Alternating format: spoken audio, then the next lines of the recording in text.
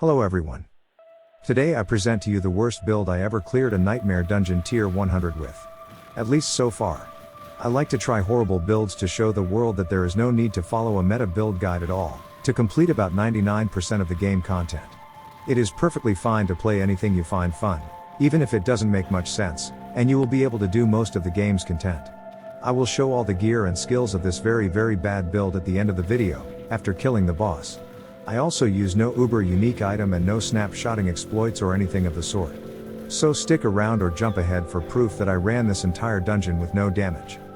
So my idea for today's build was to not put out any damage directly from my skills, and rely only on damage sources that trigger on their own. Specifically what I am using in this video as damage output are, Thorn, Hemomancy and the XFal ring. They all trigger their own damage output, and their damage isn't based on my own damage. So the initial idea was to run with no weapon. But then I realized I couldn't use any skills if I didn't have a weapon. So then I immediately went for the lowest damage weapon in the game. I created a new character to get that level 1 weapon that is given to us at the start. I slapped it on my Necromancer, and then I decided to pimp it up a little by upgrading it and adding a socket to it. I wanted some toughness and didn't want my offhand to provide a ton of damage, so I went for a shield that boosts the damage of the main weapon, which in this case provides an extra 80% of pretty much nothing. I now sit at about 230 attack power while not fighting, and about 200 if I'm in town. Now I know my skills won't be dealing much damage, and it virtually means no damage at all considering the enemies in the dungeon are level 154. It's now only a matter of triggering the damage outputs of my 3 sources of damage. Hemomancy will trigger by itself every 4 seconds as long as I perform an action. Thorn will apply itself when I get hit. XFal needs damage over time to trigger. That is another good reason why I needed a weapon. Even hitting for as low as 1 damage per second, has a chance of triggering the XFal ring. So my Corpse Explosion, Blight and Bone Storm will put out virtually no damage, but just enough to be useful. Corpse Explosion and Blight will deal small damage over time to trigger XFal, and Bone Storm will deal small damage to trigger its barrier. I have to admit, this Nightmare Dungeon 100's progression is kind of slow and painful, but I succeeded and I didn't die once. In my last video, I was playing a Nevermist Necromancer. It's another stupid build I created myself. It's basically an Infinimist type of build, but without blood mist in it, hence the name Nevermist. I cleared 2 Nightmare Dungeons tier 100 in the first level of the AOZ with it, proving once again that the meta is only needed to clear the absolute hardest content. It is not needed for bosses, Nightmare Dungeons, or even early AOZ. Casual players can stop worrying about their build so much, and spend more time enjoying the game. Now, seeing what I have done with this stupid no damage build, I must try and combine both builds.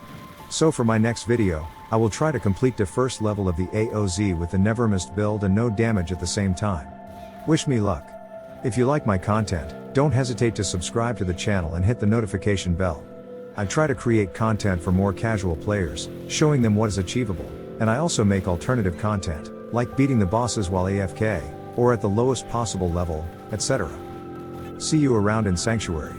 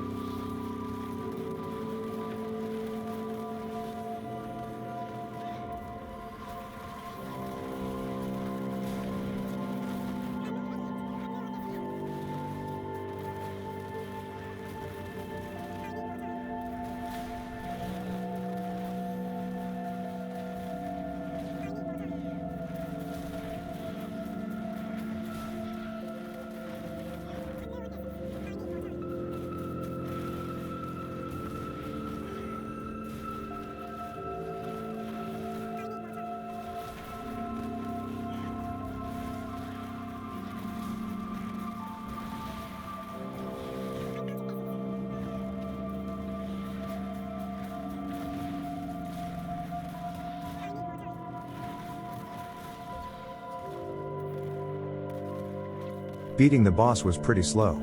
Here is everything I used on my no attack power build. If you noticed, I often hit for as low as 1 damage throughout the dungeon due to such low attack power. I still managed to clear the entire dungeon without much problems. Before you leave, check this other video right here, it's even better. See you around in Sanctuary.